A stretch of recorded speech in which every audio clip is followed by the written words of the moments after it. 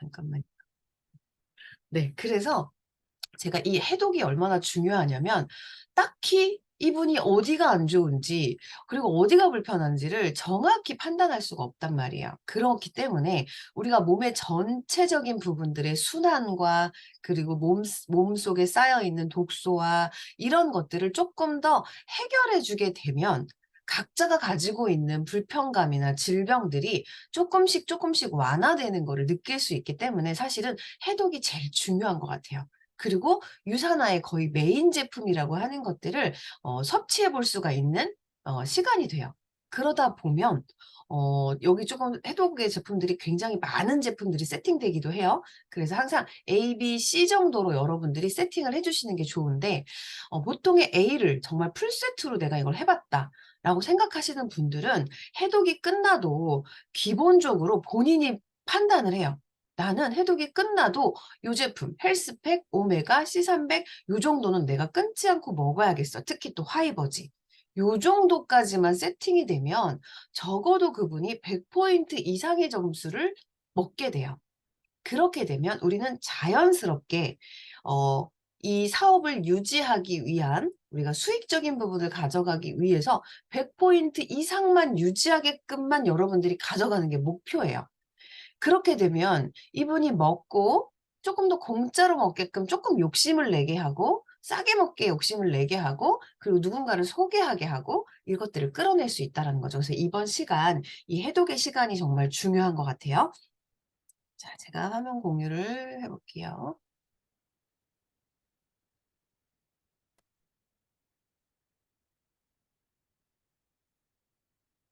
자, 화면 보이시죠? 자, 요 페이지예요. 여기 지금 우리 복제 트레이닝 책 갖고 계신 분들 보시면 23 페이지예요. 23 페이지를 여시고 자, 이제 일반적으로 자, 모든 미팅은 여러분들이 자, 첫 번째 그분과 여러 가지 이야기들을 조금 나눈 다음에 "해독이라는 거 들어봤어?" 아니면 "디톡스 이런 거 들어봤어? 그런 거 한번 해본 적 있어?" 아, "내가 이걸 한번 해 봤는데 이 경험치가 정말 너무 좋더라고. 그래서 이 해독에 대한 이야기들을 내가 쪼끔 해 주고 싶거든." 자, 앞에 무슨 이야기들이 필요하고요. 그리고 여러분들이 이 책을 펼쳐서 이 책을 그대로 그냥 이렇게 이야기해 주셔도 굉장히 사람들이 관심을 가지게 될 수 있어요. 그래서 자, 볼게요. 자, Y 리셋이에요. 그리고 해독에 대한 것들 우리가 우리 유산화에서는 리셋 다이어트, GI 다이어트, 해독 다이어트 좀 여러 가지 이름들이 있어요. 근데 거의 다 같은 맥락이라고 보시면 되고요. 리셋은 뭐예요? 내 몸을 원래 건강했던 상태로 되돌리는 거예요. 처음부터 그렇게 몸이 나쁘지 않았거든요, 대부분의 사람들이. 그래서 그렇게 리셋한다는 의미고요. GI 다이어트는 뭐냐면 유산화가 가져가는 핵심이 이 GI, 혈당 지수라고 하는 이 GI 지수에 맞춰진 또 다이어트이기도 하거든요. 그게 정말 유산화가 특별한 이유가 이 GI 다이어트예요. 그래서 그 GI라는 이름이 들어가기도 합니다. 자, 그래서 여러분 그렇게 이해해 주시면 좋고요. 자, 나는 이제 대화를 나눴더니 나는 아무리 정말 진짜 내가 진짜 물만 먹어도 살이 쪄. 그리고 자꾸 몸이 부어. 이런 분들 계시잖아요. 그래서 자, 여기다 위에다가 써 주세요, 똑같이. 염증이 많은 사람들, 그리고 이유 없이 붓는 사람들, 그리고 나는 운동도 하고 이렇게 열심히 하는데 헬스장도 끊고 하는데 살이 안 빠져. 이런 분들 계시죠.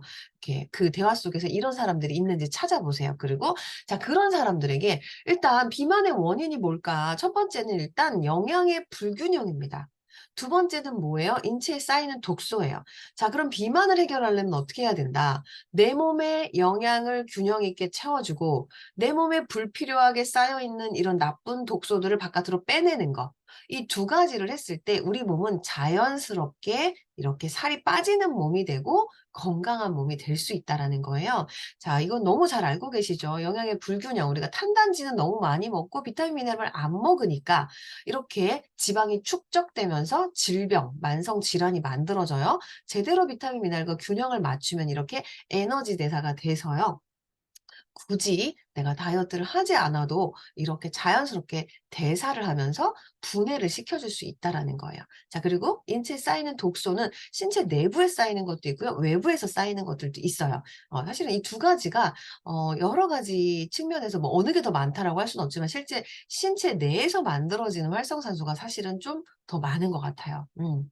자, 그러면 독소가 쌓이면 뭐가 문젠데, 일단 나는 잘 먹는다고 먹었는데 제대로 그 먹은 게 흡수가 안 돼요.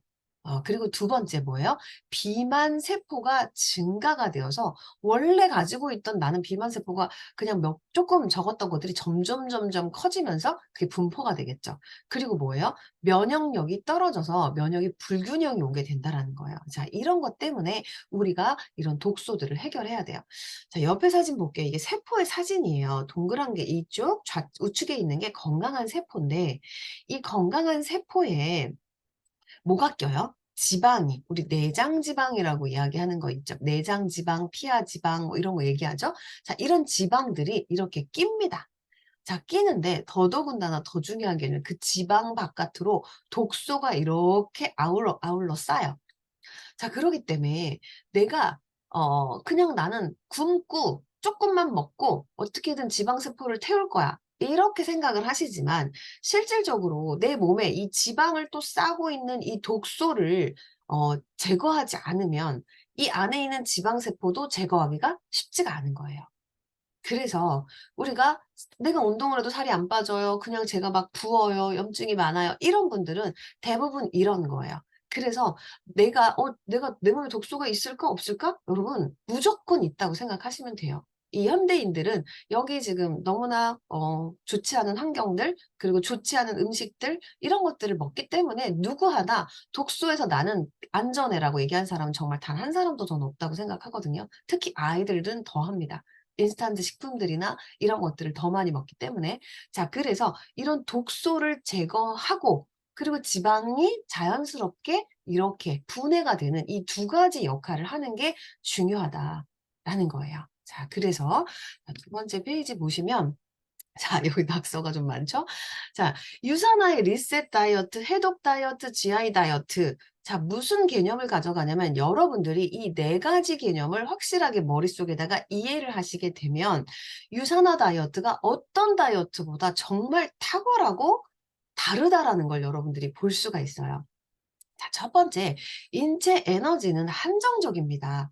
100%의 에너지를 쓸 수 있어요. 자, 그런데 우리 몸에서 소화 에너지가 있고요, 해독 에너지, 재생 에너지라는 게 있어요. 그런데 기본적으로 우리는, 자, 음식을 먹어요. 아침 먹었어요. 조금 이렇게 하다 보니까 배가 조금 출출한 것 같아요. 간식 먹어요. 자, 그다음에 또 점심시간 됐어요. 점심 먹어요. 그다음에 커피 마셔요. 디저트도 먹어요. 자, 그다음에 이제 먹다 보니까 또 오후 때면 또 막 졸려요. 막 그러면서 또 간식 먹죠. 자, 이렇게 쉬지 않고 우리 몸속에 뭔가를 자꾸 넣어 주게 돼요. 음. 그렇게 되다 보니까 우리 몸에서 소화를 시키는 에너지의 거의 90% 이상을 쓰고 있고요. 재생 해독 시간을 쓸 수 있는 시간이 10%도 안 돼요. 그래서 잠자기 전에, 그래도 6시 이후에는 먹지 말라는 이유가 이런 재생 해독을 할 수 있는 시간을 주라는 거거든요. 근데 그게 쉽지 않죠. 우리 또 야식, 밤늦게까지 깨어 있다 보면 당연히 배가 고플 수가 없어요. 고플 수밖에 없죠. 그러다 보니까 더 많은 걸 또 먹게 되는 상황이 돼요. 그래서 우리의 이 에너지에서 해독 에너지를 쓰기 위해서 우리 이 유산화 해독 다이어트를 하게 되면 배가 아주 안 고프지 않아요. 고파요. 왜냐면 적당한, 우리가 딱 필요한, 소화에 필요하고 우리 몸에 필요한 에너지를 쓸 수 있을 만큼의 양을 넣어 주고, 그다음 시간은 뭐냐면 해독 재생을 시간을 주기 위해서 쪼끔은 이렇게 배고픔을 여러분이 느끼셔야 된다라는 거예요. 이것 때문이에요. 그래서 "유산화 다이어트 절대 배 안 고파요." 라는 얘기는 여러분 하지 마세요. 일반적인 식사를 하시는 분들은 먹으면 당연히 칼로리를 제한했기 때문에 조금 배가 고플 수밖에 없는데, 자, 배가 고픈 걸 이해시켜 주셔야 돼요. 이 해독 에너지에 쓸 수 있는 걸 우리가 써야 된다라는 거. 자, 그다음 두 번째가 독소, 염증. 오토파지 개념. 여러분도 오토파지 요즘 많이 듣고 있죠, 이야기. 자, 오토파지 개념 요즘에 거의 신개념도 아닌데 거의 신개념처럼 여러분 많은 지금 매체에서도 얘기를 하고 있거든요. 이미 보이지 않는 기적, 마이런 웬츠 박사는 2000년도 초반부터 이 오토파지 개념을 얘기를 보이지 않는 기적에서 얘기를 해주고 있었죠. 자, 이 독소 염증 하루에 800에서 1000칼로리 섭취를 할 때 이 오토파지 이게 다 제거가 된대요. 제가 뒤에서 이 오토파지 개념은 조금 더 이해시킬 건데, 자, 유산화는 한 끼 식사, 자, 해독을 할 때 235칼로리를 3회를 먹게 되죠. 자, 800칼로리가 안 돼요. 그렇기 때문에 소화 에너지에 쓰는 거를 최소화시키고 해독 에너지에 쓸 수 있게끔 돌려주는 게 이거예요. 두 번째. 자, 그리고 우리가 세 번째, 염증 독소가 빠질 때 단계가 있어요. 그 단계가 있는데 그 단계마다 이 필요한 영양소들이 있거든요. 우리 몸이 회복을 할 때 보면 배출 단계, 그다음에 중화 단계, 배설 단계. 그 안에 필요로 하는 영양소들이 있습니다. 그래서 무조건 굶고 하는 다이어트, 그냥 나는 단식할래. 일식을 할 거야. 이런 식으로 갔을 때 우리 몸에서 어느 정도 독소는 배출될 수 있지만 중화되지 않고 배설되지 않고 다시 몸에서 떠도는 상황들이 벌어지게 된다는 거죠. 그래서 그 개념 때문에 우리가 이렇게 세포를 영양을 충분히 줘야 하는 거, 이 충분한 항산화제가 들어가야 된다. 자, 그다음 네 번째, GI가 낮은 것을 먹어야 인슐린 내성, 자, 인슐린 내성, 저항성, 인슐린이 고장 난 거예요. 자, 이 고장 난 거를 치료를 할 수 있는 게 이 해독 단계를 정말 제대로 가져갔을 때 체질 개선을 가져가는 걸 볼 수 있어요. 제가 많은 어르신들도 제가 이렇게 해독을 저기 경험을 해보면 대부분 당뇨병, 고지혈, 콜레스테롤, 뭐 다 갖고 계세요. 고혈압. 그 모든 걸 갖고 계시는데 이 해독을 하면서 그 수치들이 다 떨어지는 걸 제가 경험을 하거든요. 자, 이건 진짜 뭐 완치 뭐 이렇게 얘기할 수는 없지만 치료가 개선되고 있다라는 걸 확실하게 볼 수가 있어요. 자, 그래서 이런 인슐린 내성도 치료를 할 수가 있다라는 걸 보여줍니다. 자, 여기 이렇게 낙서된 그림 있죠? 제가 한번 또 설명을 드린 것 같은데, 자, 여기 이렇게 직선으로 이렇게 쭉 되어 있는 게 우리 혈관이라고 보면 되고요. 이 혈관 안에 이 세포들이 있어요. 세포들이 이렇게 있는데 우리가 음식을 먹어요. 음식을 먹어서 먹으면 뭐예요? 탄수화물. 자, 일단 탄수화물을 먹었어요. 자, 탄수화물을 먹으면 이 탄수화물은 뭐로 변해요? 포도당으로 분해를 하죠. 그래서 이 혈관 안에 포도당들이 둥둥둥둥 떠다녀요. 떠다니는데 이때 이렇게 포도당이 어디로 들어가야 돼요? 이제 세포의 문을 열고 세포로 들어가야 돼요. 근데 이 포도당이 들어가는 걸 그냥 혼자서 못 들어가요. 그게 뭐냐면 인슐린이 택배 기사의 역할을 해줍니다. 그래서 인슐린이 세포야 여기 포도당 왔어? 똑똑똑 문을 두드려서 하나씩 하나씩 넣어주는 거예요. 이렇게 넣어주면 세포가 이렇게 받아서 몸에서 이 포도당을 또 쓰겠죠. 자, 그런데 이 몸 안에 혈관 안에 포도당이 너무나 많은 거예요. 계속 넣어주는 거예요. 계속. 너무 많아요. 인슐린이 하는 일은 뭐예요? 포도당이 들어오면 세포에 넣어주는 거죠. 막 넣어주니까 너무 많아요. 세포가 그만, 그만, 그만. 왜 이렇게 많이, 많이, 이제 그만 넣어줘, 그만 넣어줘. 자, 이렇게 되니까 세포는 자기가 지금 포도당이 부족하거든요. 이 포도당을 받아야 되는데 이게 지금 고장이 나버린 거예요. 서로의 신호 체계가 문제가 생기죠? 이러면서 그만이 되는 거예요. 나는 필요한데. 그러니까 인슐린이 해야 할 일을 못 하는 거죠? 이게 지금 인슐린 저항성, 인슐린이 망가진 상태가 이거라고 보시면 돼요. 자, 이렇게 됐을 때 뭐예요? 첫 번째, 에너지가 부족하고요. 자, 이러면서 이 혈관 내에 있는 염증들이 포도당이 너무 많아지니까 피가 끈적끈적해지겠죠. 자, 이러면서 염증이 생깁니다. 이게 지금 콜레스테롤로 문제가 생기는 거고요. 그다음 뭐예요? 끈적끈적해지니까 당뇨가 오는 거고요. 자, 당뇨에서 끝나는 게 아니라 그다음 뭐예요? 심장에 부담을 주면서 고혈압이 현상이 되는 거고요. 그러면서 뭐가 돼요? 비만, 그다음에 지방간까지. 그게 이제 이것들이 어디로 가요? 지방에 그 간에다가 쌓이면서 지방간이 되는 거예요. 자, 이렇게 우리가 음식을 먹고 제대로 해결하지 못했을 때 이게 젊었을 때는 몸에서 이겨내고 어느 정도까지는 가지만 점점 이것들이 해결되지 않아요. 그래서 이러한 문제들이 생긴다라는 거예요. 자, 병원에서는 자, 인슐린이 고장 났어? 인슐린이 지금 이렇게 문제가 생겼어요. 당뇨병이에요. 자, 인슐린을 그것들 넣어주는 거야. 자, 원인이 있어요. 우리 몸에 원인이 있는데 원인을 해결할 수는 없다라는 거예요. 그 원인에 대한 것도 그냥 막아주는 것들이 우리가 병원에서 하는 일이라고 한다면 우리가 지금 하는 일은 뭐냐면 그 원인, 자체 원인이 무엇인지를 찾아서 전체적인 부분들을 원래대로 돌려주는 역할들을 하는 게 이건데 그걸 할 수 있는 게 뭐냐? 아, 이 해독이고요. 음식으로서 우리가 해결할 수가 있는 거예요. 그 음식으로서 영양으로서 해결하는 게 우리 유산화 다이어트라고 보는 건데요. 이게 지금 아까 설명한 부분들이에요. 이렇게 인슐린, 당분 뭐 이런 것들이 계속 떠돌아다니는데 이런 당분들이나 우리 포도당이라고 하죠. 포도당들을 이 세포 속으로 연결해 주는 게 인슐린인데 이런 인슐린 기능이 떨어지는 거. 이게 지금 우리 인슐린 저항성이라고 얘기를 합니다. 그래서 이렇게 지방들이 다 떠돌아다녀요. 자, 이 포도당들이 떠돌아다니면서 아까 얘기했죠? 지방들이 어디에요? 여기저기 저기 붙고요. 또 지방 간에 쌓이고요. 지방간이 되고요. 이제 이런 복잡한 상황들이 오게 되는 거예요. 자, 그다음 페이지에 보시면 이제 박용우 박사가 쓴 책이 있어요. 이 사주 해독 다이어트. 정말 유산화 다이어트, 유산화의 이야기. 유산화가 먼저였죠, 여러분. 이 박사님이 먼저는 아니었어요.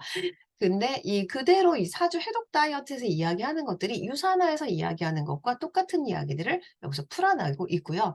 GI 다이어트라고 하는 저혈당 다이어트도 여기서 이야기를 해주고 있어요. 그래서 우리가 지금 이제 어제부터 시작됐죠. 다 여러분 하고 계신가요? 다이어트? 우리 헬시 라이프스타일 챌린지 하고 계시죠? 이거예요.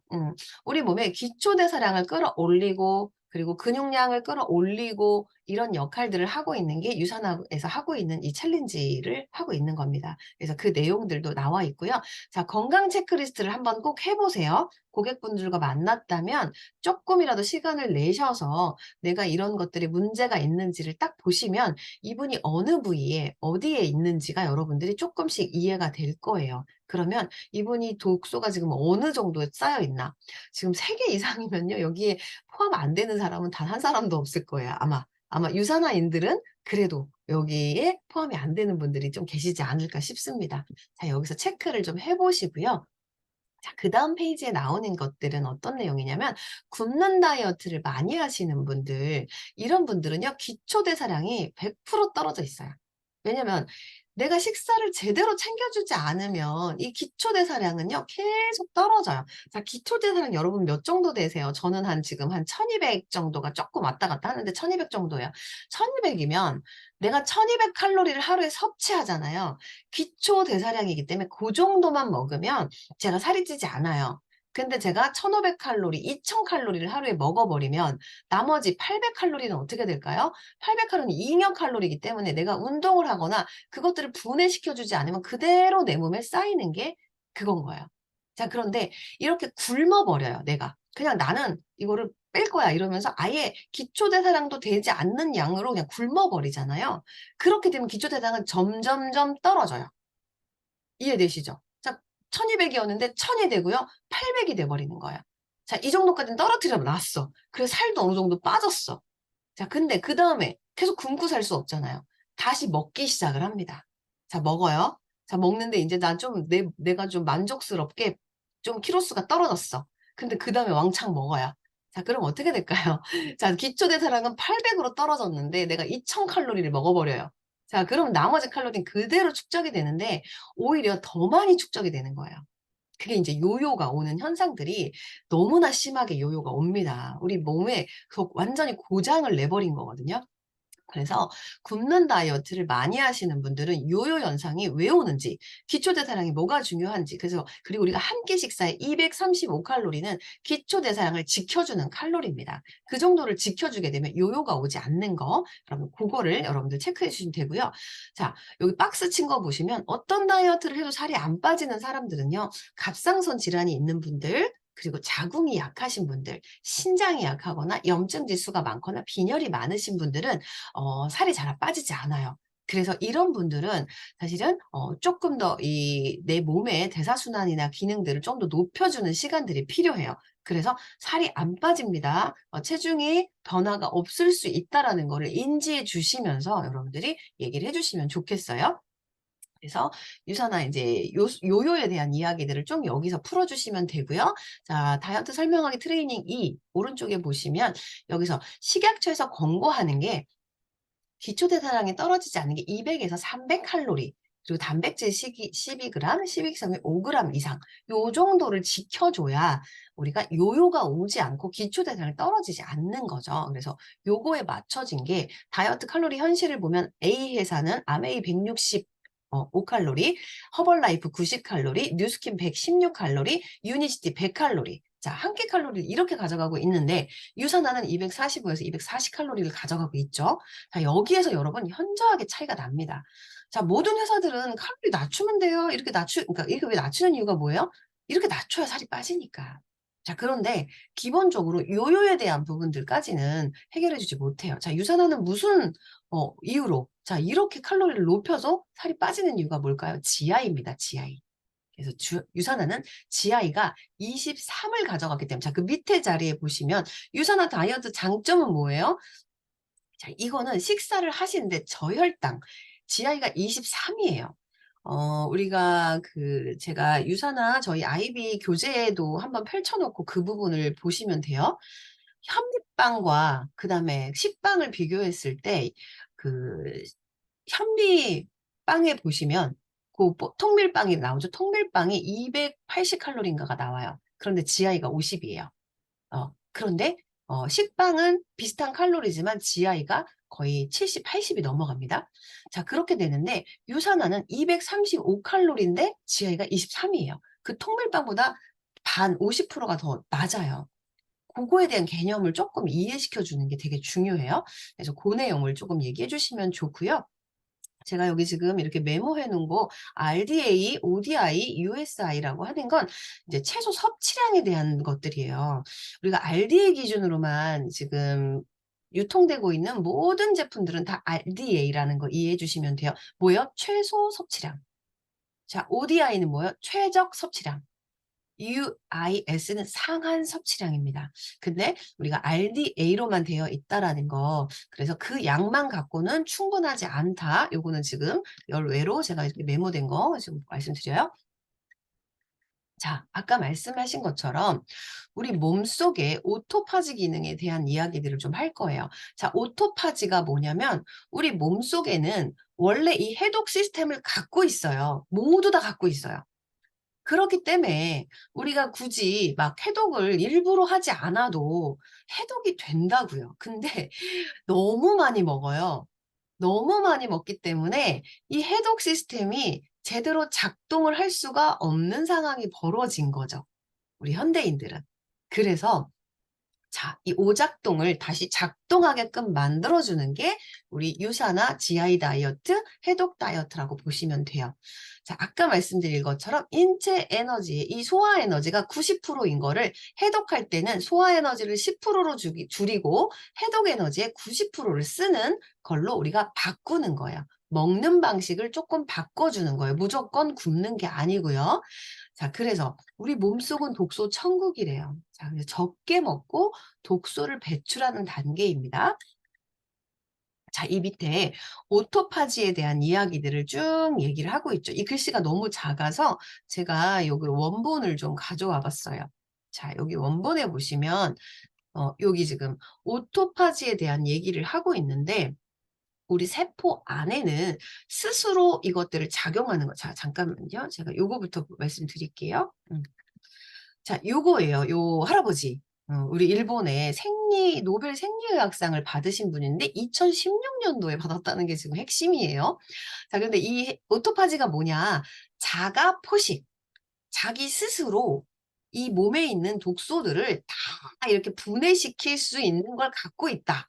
이게 우리 오토파지 개념이에요. 자, 그런데 이거는 뭐 때 움직이냐? 절식. 디톡스 요법이 독소를 없앤다는 사실을 과학적으로 입증했다. 세포는 세포 속 불필요한 물질을 모아두는 기관인 리소좀을 갖고 있는데요. 이 리소좀이라고 하는 건 쓰레기 소각장이라고 생각하시면 돼요. 리소좀을 갖고 있는데요. 에너지가 결핍 상태가 오면 한 에너지를 만들기 위해서 리소좀 안에 있는 효소가 체내의 불필요한 물질을 포식 분해하는 거. 자, 쓰레기를 모아놓는 게 이 리소좀이라고 보면요. 자, 이걸 소각해야 되잖아요. 태워야 돼요. 그걸 태워야 하는데 그 태우는 거를 뭐 할 때 한다? 배고플 때. 내가 몸에 지금 뭔가 부족한 게 왔었을 때 그걸 태운다라는 거예요. 그게 오토파지 개념이라는 거고요. 이 메커니즘을 통해서 염증 산물, 독소를 처리하는 걸로 밝혀졌다. 이게 이분이 이 생리학상을 받은 거예요. 이거는 그런데 우리 보이지 않는 기적, 우리 마이런 웬츠 박사는 이미 이것들을 알고 있었죠. 자, 오토파지 기능 여기부터 볼게요. 자, 이분도 마찬가지예요. 대학교 여기 노인학과에서 이 사람도 연구하기 몸을 해독하기 위해서는 식재료로 구성된 이 식품들을 하루에 800에서 1000칼로리 정도만 먹어라 라고 얘기하는 거예요. 그랬을 때 우리 몸에 있는 해독 이런 리소좀에서 움직일 수 있는 오토파지가 움직일 수 있다라는 거고요. 자, 그랬을 때 이 오토파지 기능에 대한 것들을 이렇게 설명하고 있어요. 자, 여기 보시면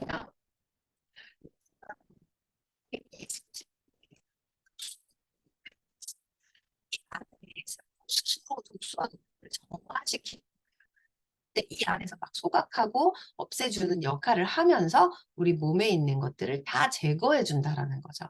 자, 그런데 그 기능을 우리가 못하는 이유가 여러 가지가 있죠. 아까 앞서서 말씀드린 것처럼. 자, 그래서 요렇게 오토파지 개념을 여러분들이 조금 이해해 주시면 좋겠고요. 자, 그다음에 아까 말씀드린 것 중에 뭐가 있었을까요? 우리 몸에는 각각의 해독을 할 때 단계가 나누어진다라고 얘기했어요. 자, 그래서 배출 단계, 중화 단계, 배설 단계, 이 해독의 3단계가 있습니다. 자, 배출 단계 보실까요? 자, 요런 식으로 네.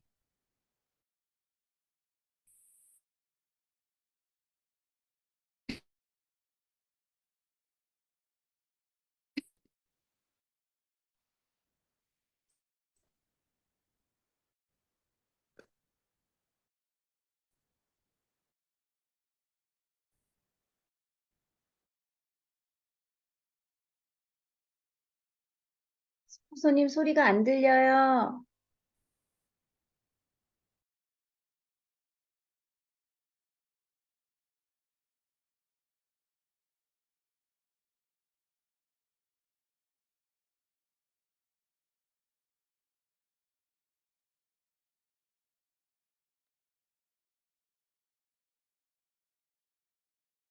소리 들리나요?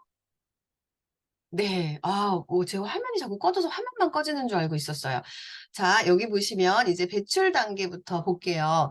조직에서 여기저기에 쌓여있는 독소들이 자기 어떻게 나올까요? 여러분도 한번 그냥 생각해 보세요. 얘네들이 빠져나오려면 어디로 어떻게 나와야 될지에 대한 공간이 있어야 되겠죠? 그래서 그것들을 어떻게 순환계로 끌고 나와야 돼요. 그게 배출 단계예요.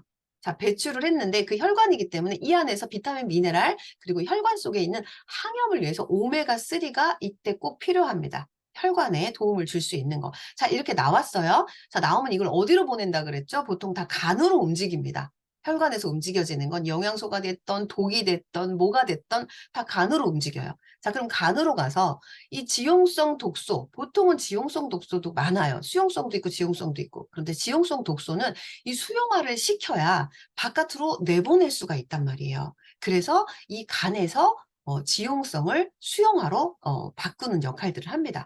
근데 단지 그냥 단식을 하거나 굶거나 이렇게 하시는 분들은 혈관에서 독소가 배출이 될 수는 있어요. 하지만 이런 중화 단계를 할 수가 없기 때문에 우리가 이 과정에서 항산화제, 비타민 A, C, E, 코큐텐, 아연, 망간 뭐 이런 영양소들을 이렇게 넣어줘야 됩니다. 그래서 간에 해독작용이 되지 않는 경우 이런 건 영양소가 부족하다는 거고요.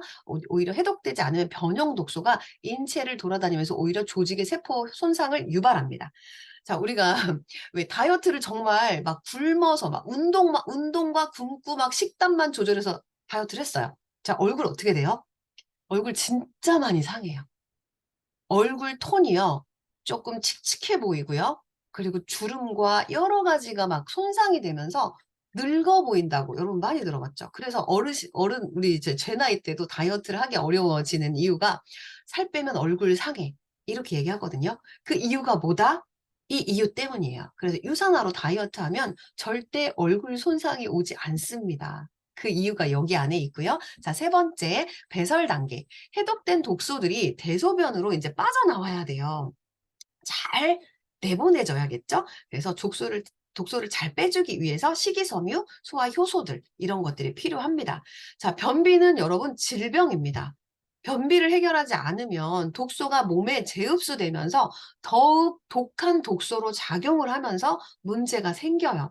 첫 번째 여러분들이 모두가 다 중요하지만 일단 장을 해결해 주는 게 너무 중요해요. 자, 어떤 분이 하면 좋을까요? 대사증후군, 자가 면역 질환, 고혈압, 당뇨, 비만, 고지혈, 통풍은 자가 면역 질환들이에요. 자, 그리고 아토피, 천식, 알레르기, 관절염, 소화기 질환, 가민성 증후군, 소화불량, 만성 질환 다 포함되죠. 호흡기, 심장계, 순환계, 만성.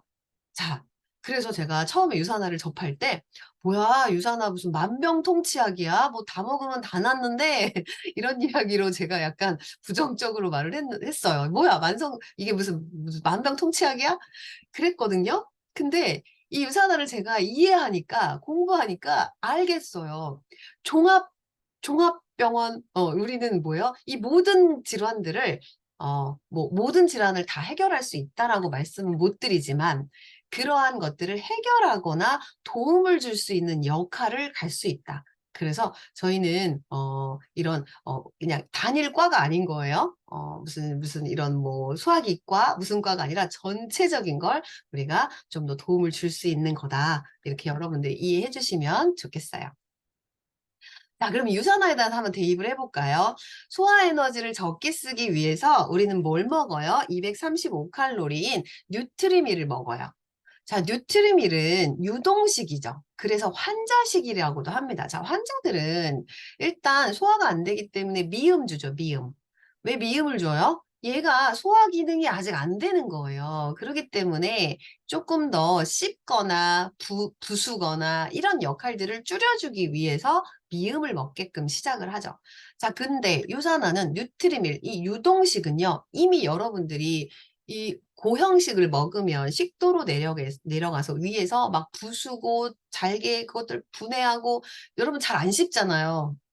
몇 번 씹고 그냥 꿀떡 삼키잖아요. 그 자 누구한테 보내요? 자 위가 네가 알아서 분해해라고 보내는 거예요. 위한테 얼마나 무리를 주고 있는지 여러분 반성해야 돼요. 저도 정말 잘 안 씹고 삼키는데 여러 번 씹어서 줘야 위가 부담이 덜 가거든요. 근데 우린 그렇게 잘 안 씹어요. 자, 그래서 그 소화 에너지의 시간을 쓰는 걸 적게 만드는 유동식, 자, 플러스 알로엔제는 소화 효소가 6가지가 들어가죠. 자, 많이 씹으라는 이유는요, 이 침에서 아밀라제, 락타제 이 안에서 소화 효소를 많이 섞여서 내보내라고 많이 씹으라고 하는 거예요. 자, 근데 많이 안 씹잖아요.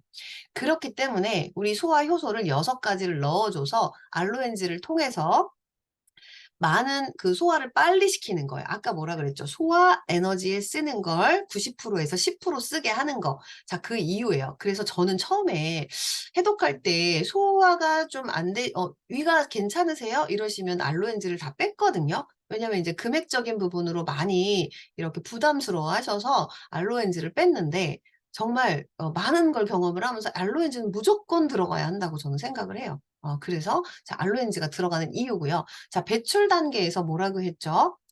우리 세포에서 이제 이것들을 끌어내야 되는 역할들이에요, 세포에서. 자, 그럴 때 헬스팩, C300, 코키논이 필요합니다. 그리고 혈관, 항염제, 바이오메가, 그리고 중화 단계 때는 헬스팩, 헤파실, C300, 코키논이 필요하고요. 배설 단계에서는 프로바이오틱, 알로엔즈, 화이버지 이렇게 3가지가 또 필요합니다. 그 옆에 보시면 세포해독, 혈관해독, 간해독, 장해독에 필요한 이유들도 이렇게 들어가 있죠.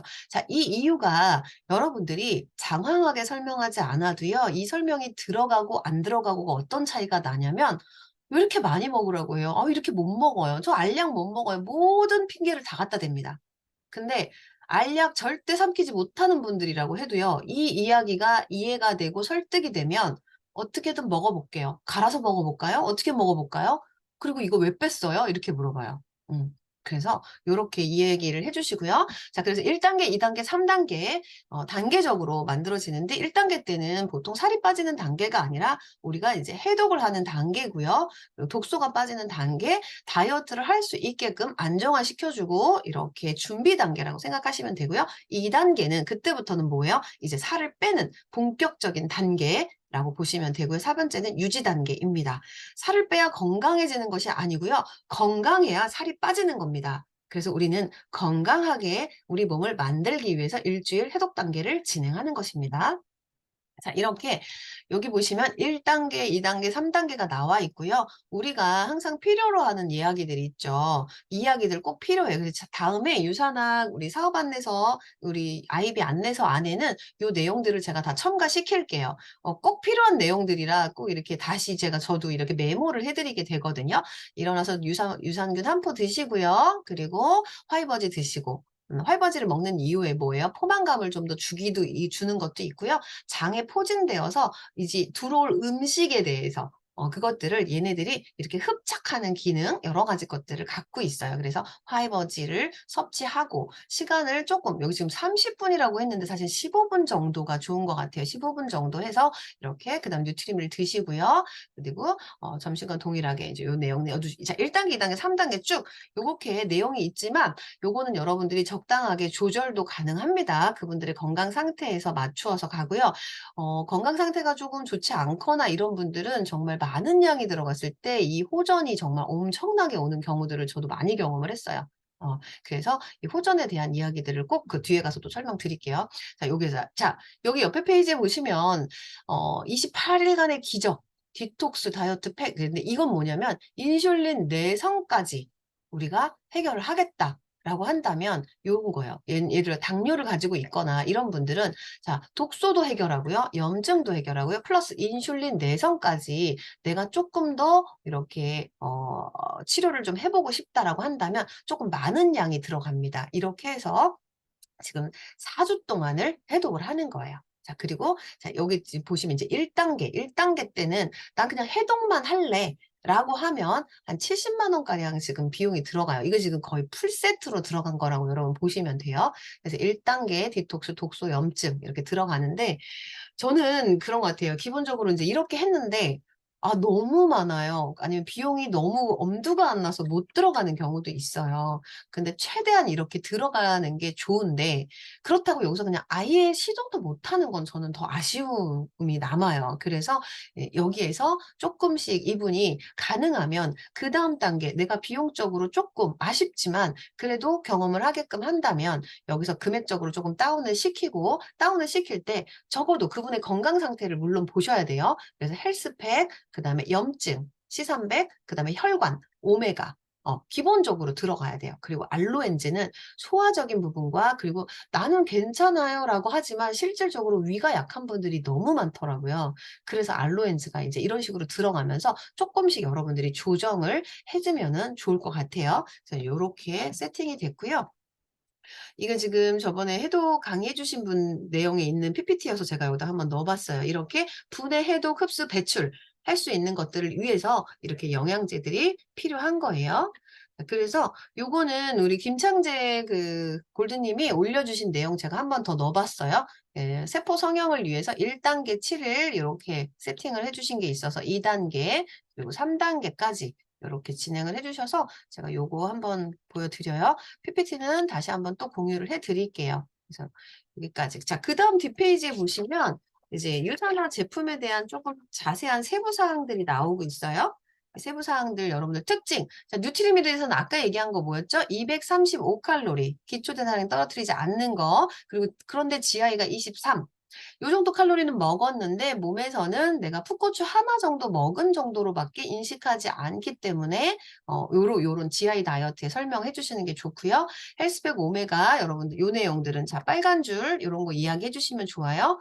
자 프로글루카면 같은 경우는 염증이 많을 경우에는 이렇게 글루카면도 추가해 주시면 좋다. 그리고 프로틴, 단백질을 넣는 이유. 여러분 그 유선화 그 이치타 저기 강의 들으셨죠? 당뇨, 혈당에 대한 이야기들을 너무 좋은 강의 해주셨거든요. 거기서 이야기한 게 뭐였어요? 근육에 대한 이야기 정말 많이 했잖아요. 근육이 얼마나 이 혈당과도 연관관계가 있는지에 대한 이야기들을 해주셨단 말이에요. 그래서 이 근육, 그리고 근육 생성에 대한 부분들, 이런 프로틴이 또 추가적으로 더 들어가야 하는 것 분들에게 또 이야기를 해주시면 좋고요. 프로틴은 이제 저희 다 단종됐고요. 저희 이제 그 프로틴 지금 새로 나온 제품으로 세팅을 해주시면 돼요. 그 다음은 이제 나머지 것들은 여러분들이 읽어보시면 이해하실 수 있어요. 자, 주의사항 꼭 얘기해 주셔야 돼요. 주의사항 이렇게 음식을 먹는 시간이 되게 중요해요. 그러니까 들쭉날쭉 먹는 게 너무 많기 때문에 제대로 된 걸 하려면 이렇게 4-4-12 시간에 공백을 주면서 이렇게 할 수 있게끔 해주시는 게 좋고요. 수면 지켜주시고요. 자, 호전 반응에 대한 이야기. 면역이 증가되면, 체온이 상승이 되면요, 면역이 증가가 돼요. 자, 우리 몸에 열이 나면, 우리 아이들 열 나면 엄마들 막 겁내하잖아요. 자, 일단 몸에서 열이 나면 면역력을 증가가 되면서 몸에서는 여러 반응이 일어나요. 뭐 발열, 이제 열이 나면서 몸에 어떤 통증, 여러 가지 것들이 막 일어나게 돼요. 이게 뭐냐면 자가 치유력이 만들어지는 상황들이거든요. 몸살이 온다거나 두통이 온다거나 막 여기저기 쑤시고 아프거나 막 이런 게 온단 말이에요. 그런 이유들이 여기서 와요. 몸의 온도를 높여주면서 이런 증상들이 오는데 우리 몸은 절대 떨어지면 안 돼요. 온도가 올려야 돼요. 그래서 우리가 차가운 음료 먹지 말라는 거예요. 얼죽아 하면 안 돼요, 여러분. 그래서 따뜻한 거 드셔야 돼요. 그러니까 새살갈이 현상을 하고 있다. 그래서 병든 세포를 죽이고 새로운 세포가 재생되는 거. 자, 새살갈이 설명할 때 제가 맨날 그래요. 상처가 났어요. 상처가 났는데 막 치료를 했는데 그 다음에 이가 상처가 나을 때 어때요? 막 가렵잖아요.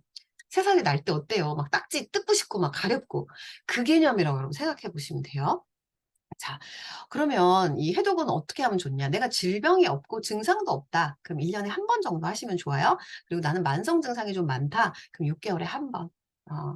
내 나이만큼 하라고 하더라고요. 제가 지금 50세니까 50세면요, 5번을 하래요. 60세면 6번을 해야 되고요. 20살이면 2번만 하면 되고요.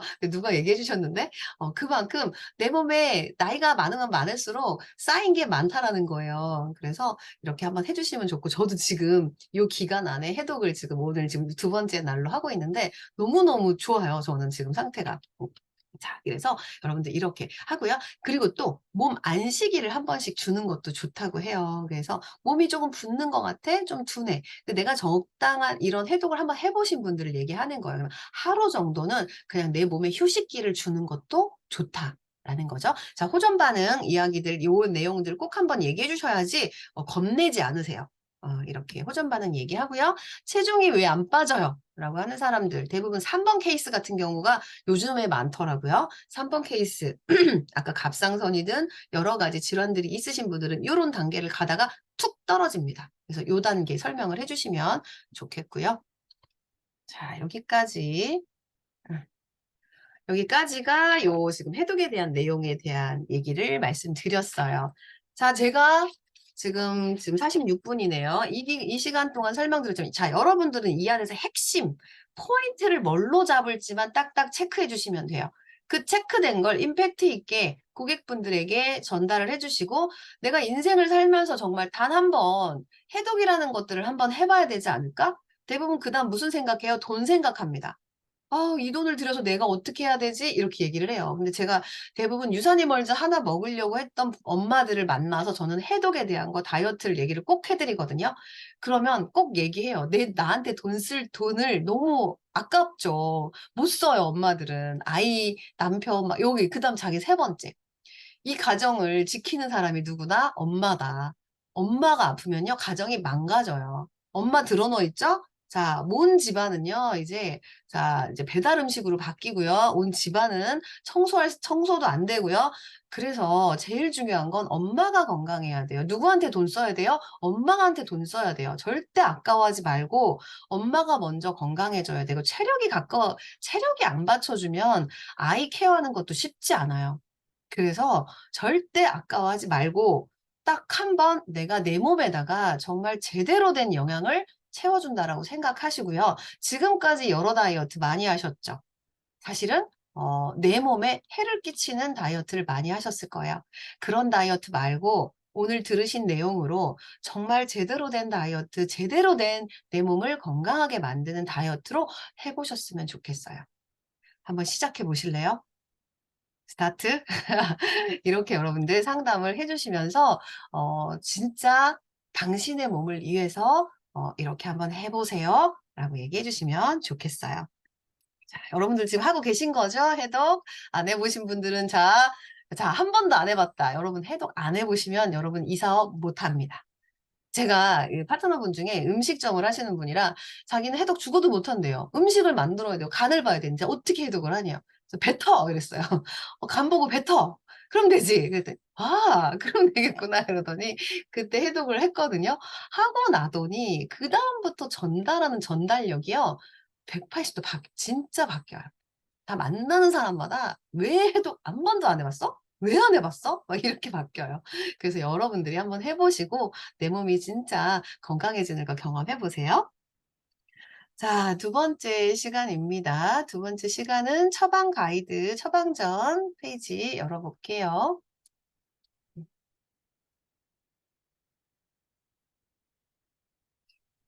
아이고 제가 여기를 한 번에 지금 다 연결을 해 놨어요. 여러분들 나중에 이거 자료로 보시라고 제가 저번 주 시간까지 제가 요거까지 있죠. 저번 시간 안 보신 분들. 자, 항산화 중요성 그리고 어 "의사 선생님이 먹지 말래요." 라고 얘기하시면 옆에 이제 고혈압까지 저번 시간에 했죠. 음. 자, 여기 지금 당뇨 시간은 자 요번 오늘 시간은 당뇨 연결돼요. 지금 아까 해독에 대한 부분들 우리가 몸 안에서 원인이 뭐였어요? 포도당이 너무 많아서 인슐린 내성이 생기고 그러면서 인슐린에 문제가 생기는 거.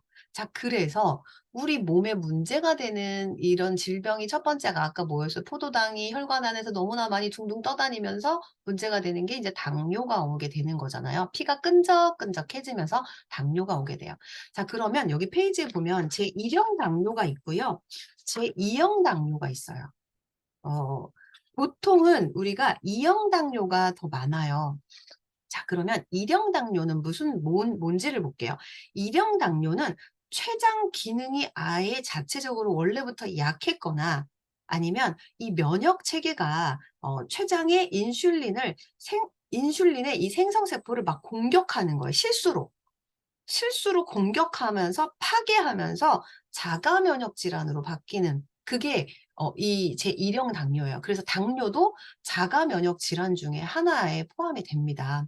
그래서 이런 것들로 인해서 소아 당뇨, 자가 면역 질환 그리고 이런 인슐린 자체가 아예 안 나오는 거예요. 인슐린 자체가 아예 고장이 아니라 아예 안 나와 버리는 거예요. 그러니까 더 심각하죠. 그래서 이렇게 합병증이 나오지 않도록 관리를 잘해야 되는데 자, 이게 1형 당뇨고요. 자, 2형 당뇨는 뭐냐면 여기 2형 당뇨 뒷페이지에 넘겨 보시면 2형 당뇨는 아까 말씀드린 것처럼 이 몸 안에 아까 얘기한 것처럼 이 고장이 나 버린 거예요. 자체가 세포가 인슐린을 효과적으로 반응하지 못하는 그런 인슐린 저항성이 오게 되고 이게 나왔다 안 나왔다 하는 이런 상황들이 오는 것들이 이 제2형 당뇨인데 대부분의 이제 2형 당뇨가 좀 더 많다. 고렇게 당뇨를 쪼끔 두 가지만 여러분 이해해 주시면 되겠어요. 자, 그리고 인제 '내가 당뇨인데 1형 당뇨다.' 이런 분들 한번 여기 볼게요. 자, 제1형 진성 당뇨병은 과거에 연소자형 당뇨병. 자, 어려운 말도 그냥 넘어가는 게 좋아요. 자, 이런 유형의 당뇨병은 자가 면역 질환이다. 자, 왜 자가 면역 질환이야? 아예 자체가 세포가 실수로 췌장을 막 공격해 가지고 문제가 생긴 거예요. 자, 그래서 이런 부분이고요. 자, 밑에 단락 지금 줄 쳐진 거 볼게요. 본질적으로 면역 시스템이 자신을 공격하고 있다. 이런 경우에 인슐린이 생산되고 있는 췌장 세포를 공격하는 거. 자, 이게 문제인 거예요. 제1형 당뇨예요. 자, 그 밑에 단락 지금 줄이 안 쳐져 있어요. 세 번째 단락. 나는 의과대학에서 자가 면역 질환은 몸이 본질적으로 몸 자체를 공격함으로 활동이 지나친 면역 시스템의 결과라고 배웠다. 의과대학에서는 이렇게 가르치는 거예요. 자, 거기서 세 번째 줄 내려오시면 이것은 이들 대부분의 환자들이 화학요법 의료 치료를 받는 이유이고 이것은 주로 면역 시스템을 억누르게 된다. 아까 말씀드렸죠. 그 원인을 해결하는 게 아니라 그 원인을 그냥 억눌러서 잡아주는 역할을 하는 게 사실은 의료의 치료에서 있는 경우인 거예요. 자, 그 얘기를 하고 있고요. 맨 밑에 단락에서 밑에서 네 번째 줄. 치료제가 이 자가 면역 과정에 의해 생긴 손상을 늦추도록 도움이 될지라도 그것들은 심각한 부작용을 낳을 수 있고 환자에게 상당한 해를 끼칠 수 있다. 일반적인 약들이 그런 거예요. 자, 오른쪽 단락 볼게요. 실제로 진단을 받을 당시로는 제1형 당뇨 환자들이 베타세포, 자, 베타세포라고 나와요. 베타세포는 뭐냐면 인슐린을 생성 분비하는 이자의 세포예요. 이게 베타세포예요. 이 베타세포의 거의 뭐죠? 이게 잘못되어 있네요. 이미 손상되고 파괴되어 있는 상태라고 보는 거예요. 그래서 일형 당뇨가 이렇다라는 거죠. 그래서 선택은 환자들에게 인슐린을 주는 거. 이거는 이런 분들은요, 무조건이죠. 안 줄 수가 없어요. 인슐린 주사를 맞아야 되는 거예요. 자, 그래서 어, 여기 밑에 줄 친 거 볼게요. 그 환자의 동맥, 자, 동맥을 보호하고 그 위에 줄부터 읽어야겠네요. 대부분 일은 어린 시절에 그 환자의 동맥이 전형적으로 과속되어 노화되지 않도록 그 환자의 동맥을 보호하고 하기 위하여 광범위한 노력을 기울인 게 되게 중요하다. 그 혈관 동맥까지도 문제가 생기는 거죠. 그래서 이런 분들은 라이프 스타일을 개발할 필요가 있다. 자, 일형 당뇨라고 해도 나는 아예 망가져 버렸어요. 아예 안 돼요라고 한다고 해도 무조건 약에만 의존하지 말고 치료할 수 있다라는 거예요. 그래서 건강한 식이요법, 효과적인 운동, 그리고 환자가 혈당이 갑자기 치솟게 하지 않는 방법으로 음식을 먹는 것은 절대적으로 필요하다. 이게 음식이 먹는데 뭐가 필요해요? GI가 낮은 음식. 이분들은요, 뉴트리밀만 드셔도 돼요. 뉴트리밀만 계속 드시면서 좀 더 조절해 주시면 좋은데 사실은 우리가 그게 어렵기 때문에 이런 질환들을 이렇게 개선하지 못하는 이유인 것 같아요.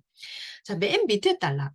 자, 흰빵, 흰 밀가루, 파스타, 쌀, 그리고 감자를 먹게 되면 환자가 그들의 혀에 식탁에 설탕을 집어넣는 것보다 더 빠르게 혈당치를 상승시킨다. 무섭죠? 설탕을 집어먹는 것보다 더 무섭대요. 자, 밑에 줄. 인슐린을 더 많이 사용한다는 의미이다. 내가 추천하는 건강 식이요법은 환자가 그들의 혈당치를 갑자기 오르지 않도록 하는 방법으로 식사와 간식을 먹도록 가르친다. 자, 다음 페이지 보시면 혈당이 잘 통제되지 않을 때 소위 글리케이션이라고 부르는 과정에 의해서 지방과 단백질로 귀착하게 된다. 이것은 동맥 속에서 상당히 큰 염증을 일으키고 이리하여 동맥의 노화를 가속시킨다. 밑에 줄 고혈압, 고콜레스테롤, 고호모시스테인 수치. 그러면 동맥의 노화는 훨씬 더 빠르게 가속된다. 그리고 그래서 당뇨병자는 가능한 그들의 당뇨를 통제해야 할 뿐만 아니라 부가적인 심혈관 위험 요소까지도 피해야 한다. 제가 아까 이렇게 그림으로 설명해 드린 부분들의 내용들이 자, 요런 이유로 여러 가지 질환들이 만들어지기 때문에 당뇨는 그냥 당뇨를 그냥 그래서 절대 우습게 생각하면 안 된다고 하잖아요. 굉장히 위험한 질병이고 그걸로 인해서 합병증에 만들어지는 게 너무너무 많죠. 이 외에도 자, 합병증은 대부분 어디서 오냐? 자, 손가락, 발가락 을 절단해야 되는 어디에서 봤죠? 하루에도 몇 명씩이 손가락, 발가락이 절단되고 있다라는 그 책이었는데 그 내용을 보는데 너무 끔찍하지 않아요? 그렇게 되리라고 생각을 못한 거예요. 이런 지식조차가 사실은 없었기 때문에 우리가 우리 몸 관리를 조금 더 소홀히 했던 이유지 않을까라고 생각이 들어요. 자, 그런데 손가락, 발가락, 눈. 자, 왜 그럴까요? 이게 혈관의 흐름이거든요. 우리 혈액 순환. 근데 피가 끈적끈적하니까 끝까지 혈액이 도달하지 못하는 거예요. 근데 이 혈관의 움직임을 제대로 못한다? 우리 몸의 전신에 문제가 생긴다는 거, 전신에. 그래서 굉장히 중요하구나. 우리가 음식을 뭘 먹는지가 얼마나 중요한지가 진짜 이런 데서 좀 보여지고 있어요. 자, 그래서 뭘 먹으래요? 헬스팩, 액티브 칼슘. 자, 여러분 말씀드리지만 헬스팩에 있는 칼슘을 먹어서 나는 칼슘을 먹지 않아요. 아니에요. 여러분 추가적으로 칼슘을 2알 정도 충분히 더 드셔야 됩니다. 그리고 프로라바놀, 그리고 코엔자임 Q10, 그리고 바이오메가, 화이버즈, 식이섬유. 자, 요렇게 꼭 체크해서 드실 수 있게끔 해주시면 좋겠어요. 자, 다음 페이지가 이제 2형 진성 당뇨. 자, 2형 당뇨가 제일 많아요. 그리고 자, 1형보다 2형은 우리가 개선하기가 쉽다, 안 쉽다. 2형이 훨씬 더 쉬울 수 있어요, 여러분. 의사 선생님이 얘기하기로는 식사 조절과 식단 조절과 운동만으로도 조절할 수 있다고 해요. 유산화가 들어가지 않아도 조절할 수 있어요.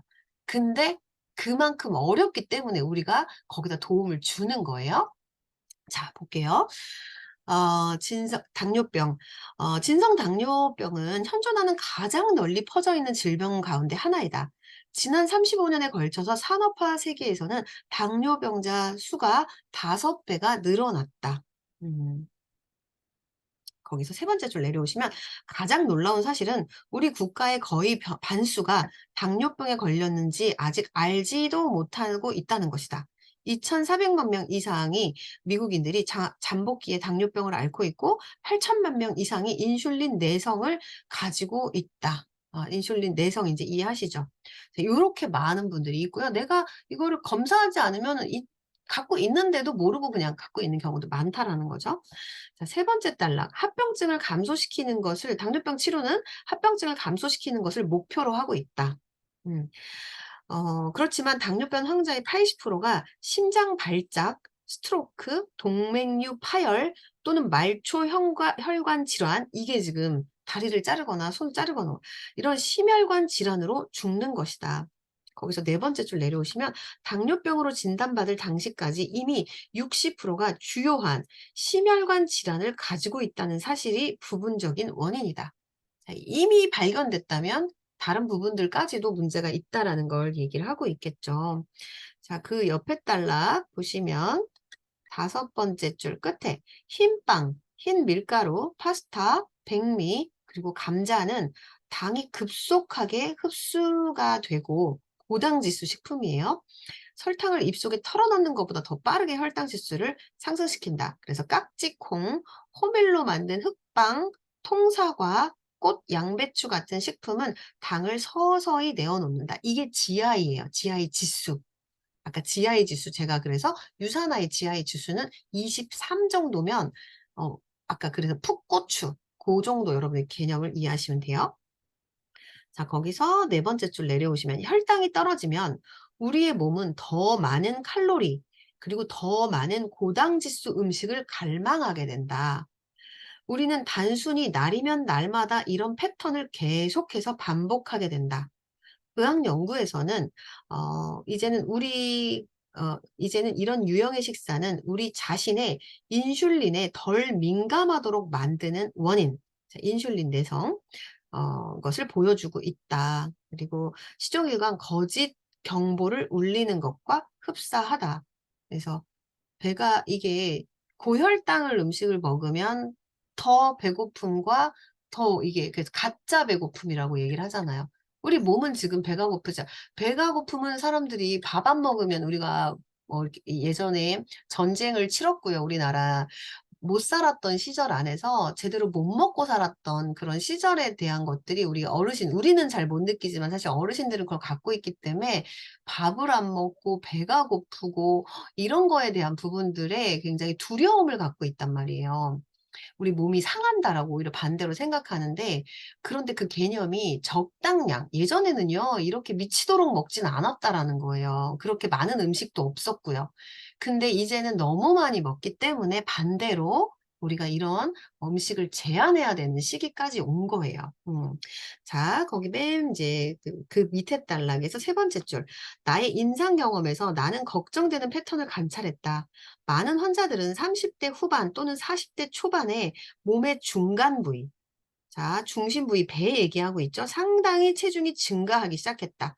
그래서 복부의 지방을 없애는 게 너무 중요해요. 우리 건강에서는. 총 콜레스테롤 수치가 증가하고 HDL 또는 좋은 콜레스테롤 수치는 매우 낮아지는 것과 함께 트리글리세라이드 수치는 증가하도록 발달되어 있다. LDL 우리 수치 그 나쁜 콜레스테롤이 만들어지는 거죠. 그러면서 뭐가 돼요? 또 바로 고혈압으로 발달되고요. 40대 후반쯤 되면 그들은 당뇨병자가 되어 있다. 아, 그래서 우리가 복부 비만을 잘만 관리를 한다 해도 도움이 되겠죠. 자, 그리고 당화혈색소가 있고요. 식후 혈당 수치가 있어요. 식후 혈당 수치는요. 그러니까 8시간 공복이냐, 몇 시간 공복에 따라서 혈당 이 수치가 좀 달라요. 근데 이제 이걸 체크할 때 8시간 공복을 유지해서 측정할 때 보통은 100에서 125 요 정도가 이제 정상 수치이고요. 그 수치를 넘어가면 이제 문제가 됩니다. 그리고 식후 혈당, 바로 식후 혈당은 이제 150, 200인데 200이 넘어가 버리면 문제가 되는 거예요. 그래서 공복과 공복인 형태와 식사하고 났을 때 혈당은 너무 달라요. 이제 고혈당 수치는 여러분 조금 이해해 주세요. 왜냐면 수치가 얼마예요? 이런 거 할 때 여러분 잘 이해 안 되시죠? 저도 맨날 까먹어요. 이게 이해가 잘 안 돼요. 그 정도 여러분 이해하시면 되고요. 그리고 이제 당화혈색소가 더 중요하잖아요. 이 당화혈색소의 정상 수치는 4.0에서 6.0까지가 정상 수치라고 보면 되고요. 이 당화혈색소가 6.5%가 넘어가 버린다. 이제 이러면 이제 문제가 됩니다. 넘어가면 이제 당뇨인 거예요. 그래서 당화혈색소가 더 중요하다라고 얘기하더라고요. 그래서 그거 한번 체크해 주시면 좋고요. 아이고, 자, 여기까지만 제가 페이지가, 그 다음 페이지가 안 나와 있네요. 제가 그냥 읽어 드릴게요. 여기 나왔어. 72페이지 보시면. 자, 나는 경험에서 반복적으로 이것을 본다. 슬픈 일은 한 번 인슐린 내성으로 발달하면 사람의 동맥은 정상적인 사람보다 3분의 1배 더 빠르게 노화된다. 더 빠르게 된대요. 그래서 우리가, 생일을 3번 지날 때마다 한 살을 더 먹을 수 있다. 이렇게 3배 더 빨리 늙는데요.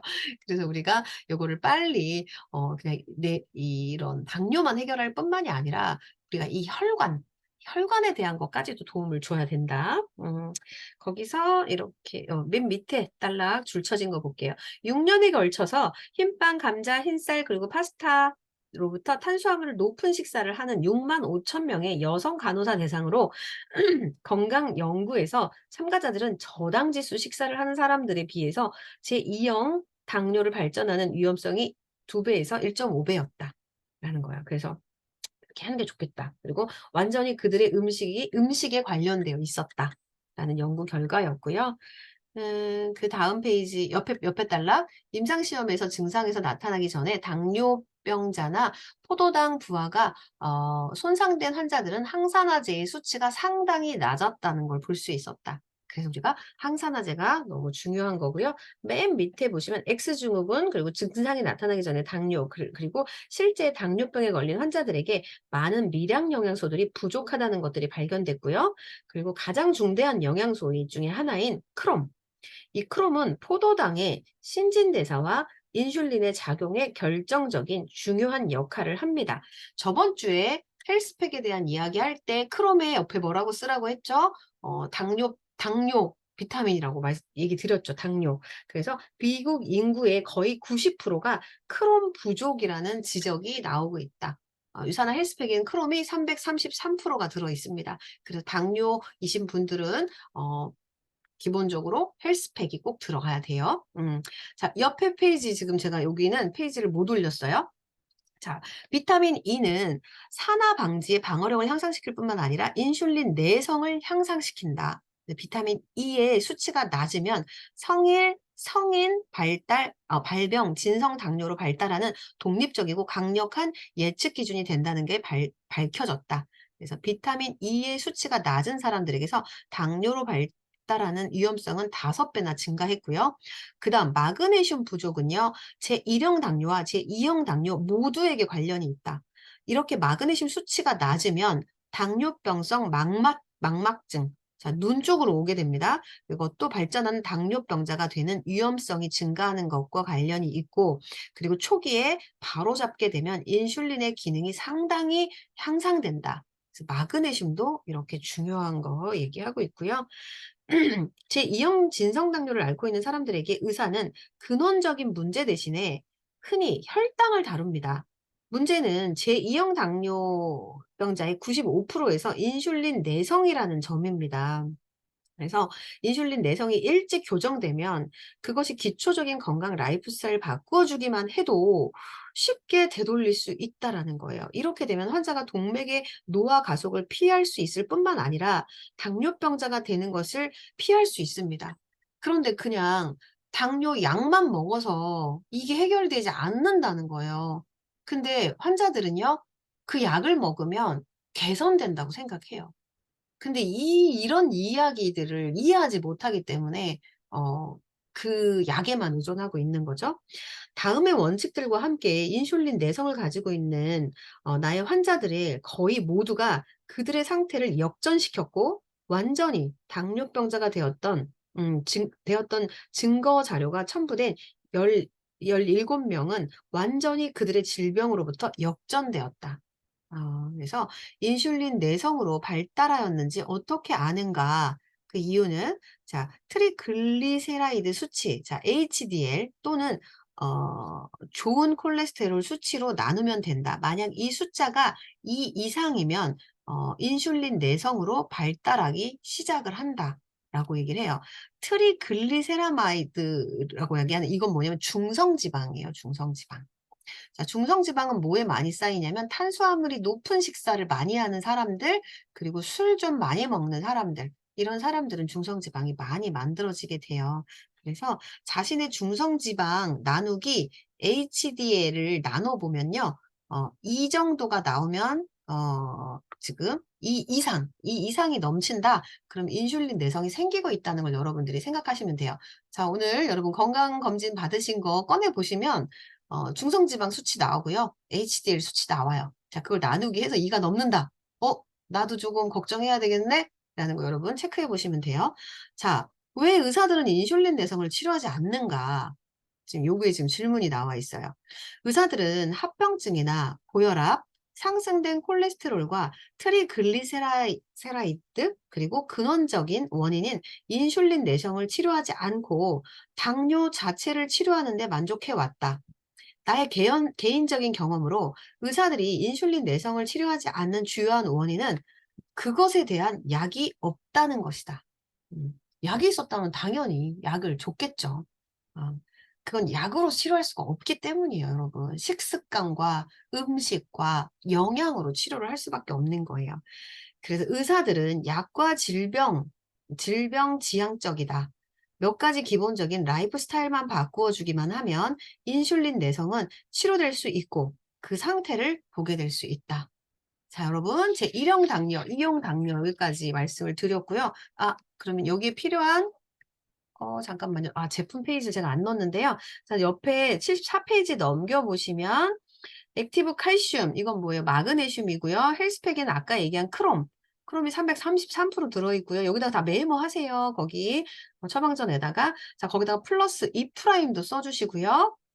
아까 2'도 중요하다고 했죠. 그리고 프로후라바놀, 염증 잡아주고, 아까 사구체까지 말씀드렸었죠. 이거 말씀 안 드렸나? 이 프로후라바놀은, 당뇨에 문제가 되는 게 이 사구체, 그 혈관 다발이라고 했어요. 그게 무너지면서 문제가 생기면서 당뇨가 오거든요. 그걸 해결해 주는 게 또 프로후라바놀이에요. 그래서 당뇨에 도움이 되고요. 그다음에 바이오메가, 그리고 플러스 식이섬유까지. 자, 혈당을 안정화시켜주는 식이섬유까지가 우리 처방전에 추가적으로 여러분들이 메모해 주시면 좋겠어요. 자, 그래서 여기까지가 이제 당뇨에 대한 이야기였고요. 자, 그 다음 페이지. 자, 그 다음 우리가 가장 흔한 질병, 편두통. 여기 계신 분들도 아마 편두통 경험이 있지 않으실까 싶은데, 제가 유산화를 먹기 전에 갖고 있던 질환 중에 하나가 편두통, 그 다음에 또 하나가 위염, 위궤양, 이 두 가지로 너무너무 힘들었었어요. 근데 이게 암도 아니잖아요. 근데 사실은 뭐 이런 편두통과 위통과 이런 아주 흔한 질병이지만 사람의 삶의 질을 굉장히 떨어뜨리는 거거든요. 왜냐면 이 편두통을 여러분 경험해 보신 분들 계신지 모르겠지만 저는 정말 이 뒤에서 바늘로 이렇게 꾹꾹 찔렀다가 바늘을 이렇게 뽑는 느낌? 제가 설명하자면 편두통이 그런 편두통이었었어요. 그래서 정말 죽을 것 같았어요. 너무너무 그렇게 한 번씩 찔러댈 때마다 너무너무 아프고 이게 고통스러웠거든요. 근데 제가 병원 가서 사진도 다 찍어 봤는데 어떤 이유를 찾을 수가 없었어요. 근데 그때 제가 인제 스트레스로 여러 가지 뭐 이제 일을 하면서 여러 가지 질환들이 이런 것들이 있었거든요. 근데 현대인들이 이 편두통을 갖고 있지만 굳이 "나 편두통이란 질병을 갖고 있어."라고 얘기하는 사람이 많지 않아요. 여성분들이 특히 많거든요. 근데 가방을 열어보면 펜잘과 타이레놀과 이런 것들을 갖고 다녀요. 아예 가방이 있어요. 펜잘 가방. 이해하세요? 그런 걸 갖고 다니면서 그냥 아플 때마다 먹는데 처음에는 한 알 정도로 해결했던 게 그다음은 두 알, 세 알을 먹어도 해결이 되지 않아서 너무나 많은 양을 먹게 되는 상황들이 있어요. 많아요, 여러분. 주변에 진짜 많아요, 편두통. 그래서 이 편두통은 저는 뭐 때문에 해결됐을까라고 생각해 보면 기본적으로 제가 헬스팩은 놓치지 않고 먹었고요. 근데 그렇게 먹으면서 편두통이 첫 번째로 해결됐어요, 자연스럽게. 어. 그래서 여러분들 주변에 편두통이나 두통이 있는지 꼭 확인해 보세요. 있어요. 분명히 많아요. 자, 편두통은 질병이고 질병으로 치료돼야 된다. 대부분 질병이라고 생각 안 합니다.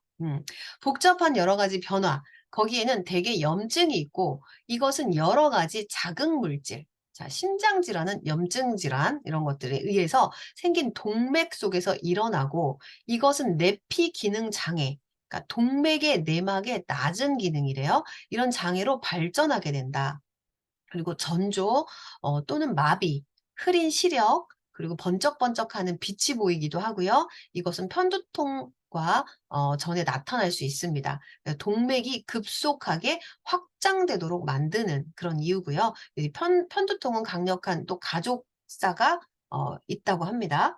그래서 전형적인 의료 치료는 이제 이런 여러 이런 약으로 대부분 짧은 시간 지나면서 상당히 완화시켜 줄 수 있다. 하지만 의사들은 그래도 베타 차단제, 칼슘 채널 갈항제, 그리고 때로는 항우울제를 사용하여 이런 편두통의 빈도와 강도를 줄이려고 한다. 그러니까 항우울제 뭐 이런 여러 가지 다른 약들로 막 집어넣는 거죠. 근데 사실은 그 편두통이 해결되기가 정말 쉽지 않아요. 자, 편두통에는 강력한 유전적 요소가 있다. 는 것은 의심할 바가 없다. 그렇지만 이런 두통을 일으키는 것은 대개 염증에 의해 생기는 동맥경련이라는 것을 이해하게 되면 환자가 이런 두통을 피하도록 도움을 주는 데 있어서 영양의학의 최첨단에 서도록 해야 한다. 영양보조식품을 섭취하면 동맥의 염증의 모든 원인을 제거할 수 있거나 상당히 줄일 수 있다. 마그네슘 같은 영양소는 편두통 환자들에게서 철저히 연구되기도 했다. 마그네슘은 자연 자체의 칼슘 채널 갈항제, 이게 의사들이 쓰는 표현인 것 같은데 저는 그러니까 요런 마그네슘이 그만큼 중요해요. 세포의 영양과 함께 보조식품으로 마그네슘을 함께 보조식품으로 마그네슘을 높은 용량 섭취하게 되면 편두통의 횟수와 빈도를 상당히 줄일 수 있다. 편두통을 앓고 있는 사람들은 그들의 편두통과 관련하여 식품 일지를 기록해야 하고 어떤 특별한 일관된 식품 섭취를 주목해야 한다. 식품 알레르기, 특히 낙농 제품 알레르기, 우유, 계란 뭐 여러 가지 이런 것들 주요한 관심사가 될 수 있다. 그래서 이런 식품은 음식으로부터 제외되어야 한다. 그리고 좋은 음식, 적절한 운동 프로그램, 그리고 스트레스 관리 이런 것들이 두통을 억제하는 데 도움이 된다. 그래서 필요한 게 뭐래요? 여기 필요한 부분들은 우리 헬스팩, 그다음에 헬스팩 C300 바이오메가. 자, 이거는 삼총사예요, 삼총사. 이 세 가지가 꼭 이 세 가지만으로 여러분 편두통을 해결할 수 있다면 그 고통을 해결해 주셔야 돼요. 이 금액이 높다? 아니에요. 정말 제가 자신 있게 얘기할 수 있는 게 제가 경험을 했기 때문에 편두통이 있는 분들은 이렇게 해결할 수 있어요. 그 엄청난 그런 타이레놀과 뭐 펜자를 먹는 분들 제가 많이 봤거든요. 그래서 그분들은 해독과 함께 이렇게 영양을 섭취하게끔 하면 편두통 개선이 아주 완전히 개선이 아니어도 쪼끔씩 쪼끔씩 개선되는 걸 본인이 느껴요. 절대 근데 고객들은 다 얘기해 주지 않거든요. 본인이 좋아진 거를 이것 때문인가? 아니 다른 것 때문인가?" 이러면서 얘기해 주지 않아요. 그래서 여러분들이 정말 그분과 많은 대화를 나누다 보면 "나 이것도 좋아졌어. 이거 괜찮아졌어." 나중에 가서 얘기합니다. 그래서 편두통 주변에 있으신 분들 그렇게 잘 안내해 주시면 좋겠어요. 자, 한 가지 더 요까지만 마무리할게요. 자, 천식 얘기 안 드렸죠. 천식 있으신 분들이 천식인지 모르고 지나가는 경우들도 있다고 해요. 그래서 자, 천식 한번 볼게요.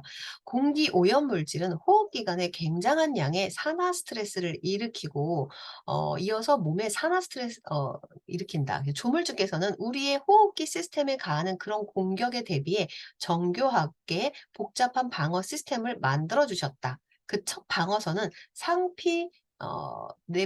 상피세포 내막 유체이다. 상피세포에는 섬모라고 불리는 매우 섬세한 브러쉬 보더가 있대요. 자, 이렇게 흡입된 이물질은 미립자, 박테리아 그리고 바이러스를 바깥으로 밀어내고 씻어냅니다.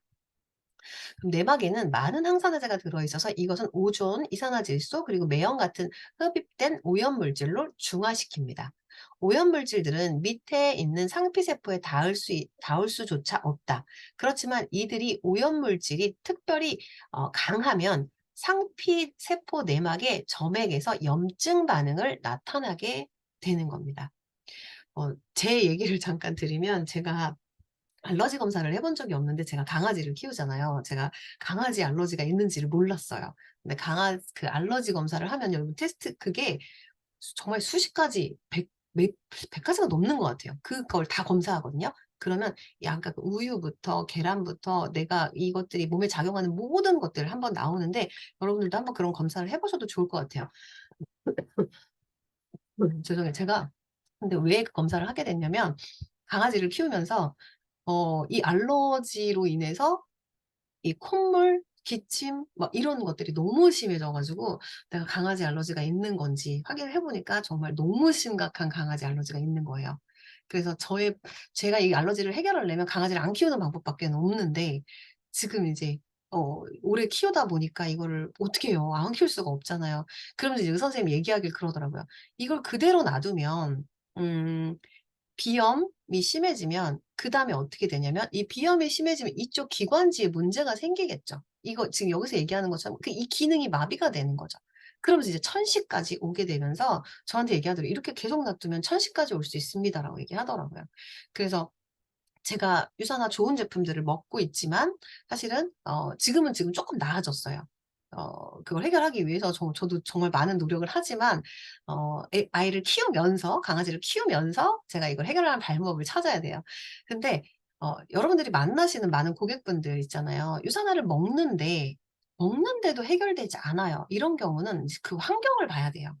그 환경 안에서 이분은 진짜 이렇게 강아지를 키우면 안 되는 사람인데도 키우면서까지도 간다? 그럼 그거를 이겨내야 되는 거죠. 이겨내는 정도가 넘어서 버린 거예요. 넘어섰다라는 얘기죠. 그래서 그 과정 안에서 주변 환경을 여러분들이 쪼끔 더 이해해 주시면 좋겠다. 그래서 저는 어쨌든 유산화의 힘으로 한번 이겨내 보려고 지금 이렇게 이겨내고 있고요. 지금 좀 좋아지고 있습니다. 네, 잠깐 저희 이해를 말씀드렸어요. 자, 거기 밑에 빨간 줄 다시 내려와 볼게요. 점액 방어벽에는 또한 비타민 C, 비타민 E 그리고 글루타치온을 포함하여 많은 다른 항산화제가 들어있다. 이 모든 항산화제는 아이고 잠깐만요. 글씨가 안 보이네.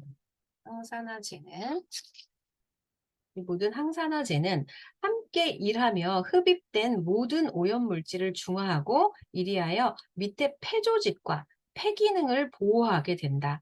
그래서 비타민 C는 이렇게 보호하는 유체 내막에서 가장 두드러진 항산화제이다. 그래서 비타민 E와 글루타치온을 재생시키는 능력을 가지고 있다. 그리고 아직도 기도 감염 또는 공기로 운반되는 오염물질에 이런 노출되어 있는 것들, 이런 것들이 굉장한 염증 반응들을 이제 일으키게 되는 거죠. 그래서 그 밑에 보시면 만약 그 침입자가 빠르게 청소된다면 모든 것은 안정된다. 그러나 그 염증 반응의 결말을 내거나 통제할 수 없다면 밑에 상피세포는 상해를 당할 수 있다. 이번에는 이것이 만성의 염증으로 될 수 있어서 폐조직에 현저한 손상을 시킬 수 있다. 그리고 폐기능을 해칠 수 있다. 음.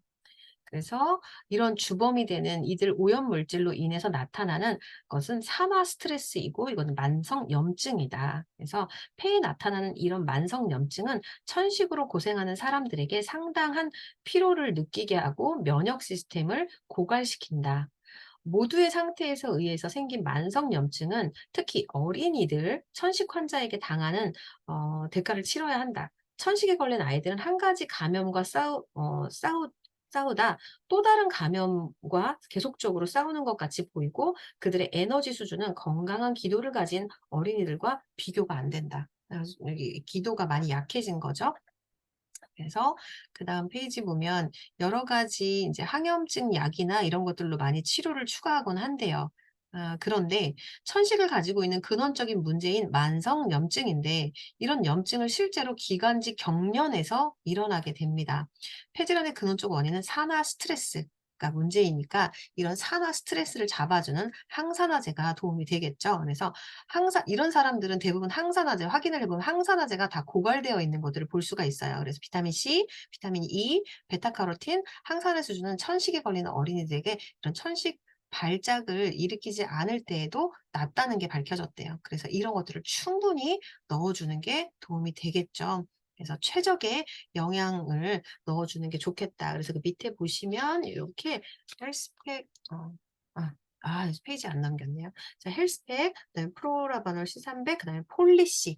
자, 폴리씨가 항상 제가 기침, 가래, 천식에 도움이 됩니다. 그래서 폴리씨를 좀 많이 이렇게 섭취해 주시면 도움이 많이 될 거고요. 천식 환자, 어린이들 천식 환자들이 가끔 있더라고요. 이제 그런 아이들에게 도움이 많이 되고요. 우리 파트너분도 또 아이가 천식인 경우도 이렇게 영양제 같이 먹으면서 완화가 됐던 케이스들을 볼 수가 있었습니다. 자. 오늘 여러분 여기까지 말씀을 드립니다. 그래서 사실은 위험 요소를 없애는 게 제일 좋아요. 환경을 개선시키는 게 가장 중요하고요. 근데 저도 사실은 환경을 시켜 보려고 노력을 했지만 어 개선을 시키려면 내보내야 되는데 내보낼 수 없어서 저는 정말 유산화 제품으로 많이 섭취를 하기 때문에 제가 그나마 이만큼 그 의사가 정말 놀랄 정도였거든요. 요 정도 수치를 가지고 있는 건 자기는 처음 봤다고 얘기를 하더라고요. 근데 그럼에도 제가 이렇게 버틸 수 있는 게 '이렇게 잘 먹어 왔기 때문이 아닐까?'라고 쪼끔 제가 위안을 해 보고요. 그래서 이런 부분들 여러분들 잘 안내해 주시면 좋겠어요. 자, 여기까지 여러분들